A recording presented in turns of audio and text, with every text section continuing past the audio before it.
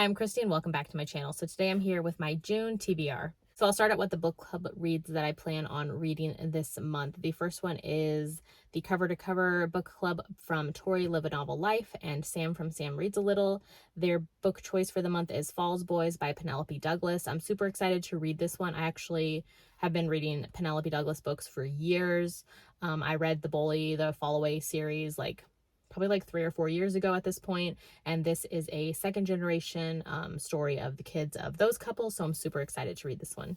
Next is Love and War by Shira Lynn. This is for the Rake Appreciation Society from Crystal from Crystal's Bookish Life and Jen from the Book Refuge.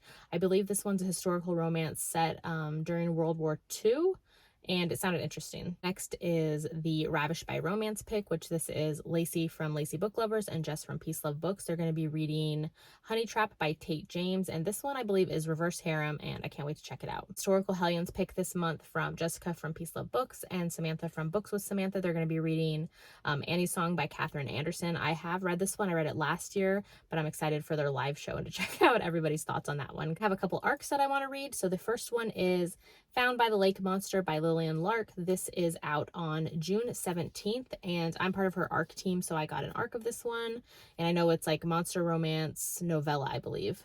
Also have an arc of The Daughter of Dr. Moreau by Sylvia Morano Garcia. This one is out on July 19th. I've loved everything that I've read by her, and this one I'm super excited to check out. It's historical fiction with like some science thrown in there. So then I have some books that I want to read that just recently came out or that come out in June. The first book I want to read, it just came out on May 31st, is Sweet Berries. This is the second book in the Cambric Creek Monster romance series. This one, the heroine is human and the hero is a Mothman. Then on June 6th, My Killer Vacation by Tessa Bailey comes out. This one is like a spicy, steamy, cozy mystery. On June 7th, Wicked Beauty by Katie Robert comes out. This is the third book in her Dark Olympus series. Blindside by Candy Steiner comes out on June 15th. This is a fake dating sports romance. Give Me More, the third book in Sarah Kate's Salacious Players Club, comes out on June 16th. Can't wait for this one. Glow by Raven Kennedy, the fourth book in the Plated Prisoner series.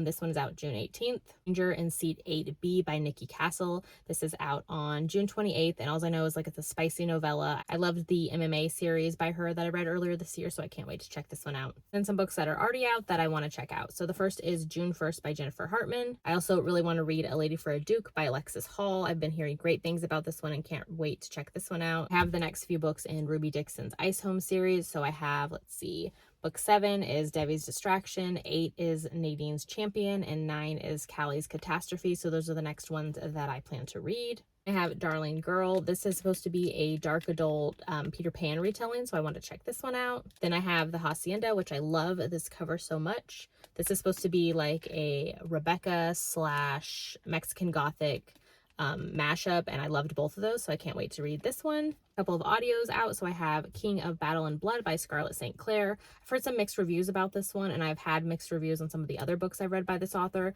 but I still want to check it out anyways. Then I have No Tomorrow by Carrie Cole. I've been hearing great things about this one. I have some favorites I've read from this author, and then I also have some ones that didn't work so well for me, so I'm curious where this one will fall on that spectrum for me. And then I have some arcs that I've already read that come out in June, and I just want to highlight some of those. So the first one is How to Fake It in Hollywood by Ava Wilder. This one's out June 14th. I ended up giving this one 3 stars. This one's fake dating with like celebrities. So the heroine, she just came off of like a super long running popular like teen soap drama, and then the hero is a reclusive A-lister.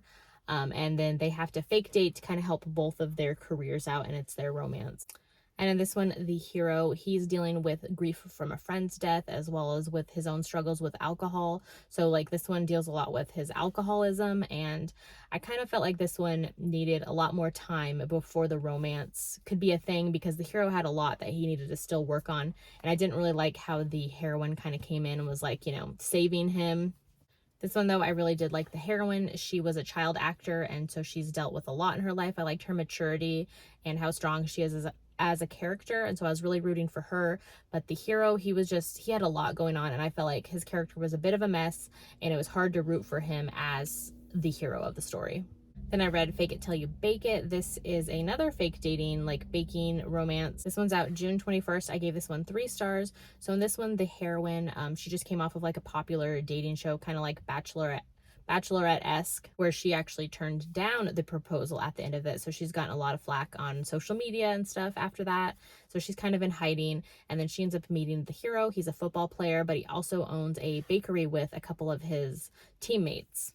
This one, the hero and heroine, they end up working together at his bakery. There were some moments with like the villainous characters or like some of the drama from her reality show that she got out of. So there was like some drama moments I wasn't as big of a fan of. Overall, this one was cute and fun. A Matter of Temptation by Stacey Reed. This one is out on June 28th, and I gave this one 4 stars. And I really loved this one. So in this one, the heroine has a twin brother who owes the hero money at the beginning of the story, and so they're due to like duel. So the heroine ends up taking her brother's spot, dressing up like in a wig and her brother's clothes, and she goes to do the fencing duel since she's like, I'm much better than you, like let me go handle this. She goes and duels with the hero. She ends up winning the duel, and then afterwards he ends up offering her a job because he's really impressed with her, and this is all before he's even realizing she's a woman.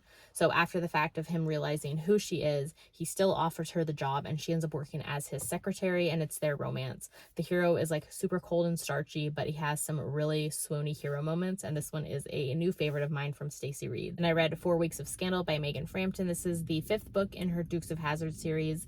This one I gave 3 stars. It's out on June 28th. This one was actually my least favorite in the series so far. This one is Fake Engagement. I had a really hard time with the heroine in this one, with just her entire character, and some of the little moments that happen in this book kind of just took me out and didn't feel true to the characters.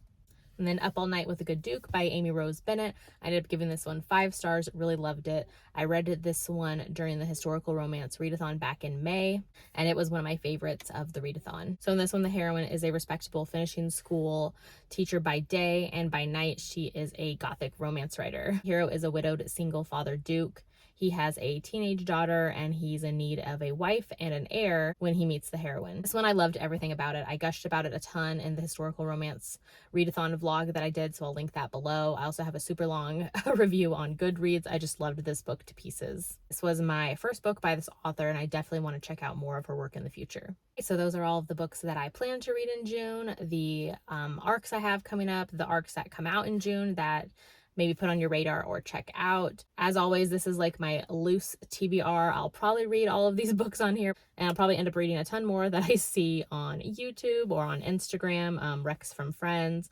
So we'll see where the month takes me. But thank you so much for watching. Let me know in the comments below if you've read any of the books that I plan on reading in June and what you thought about them, or what books you're looking forward to reading in June. And then don't forget to like, comment, and subscribe so you don't miss out on any of my future videos, and I'll see you in my next one.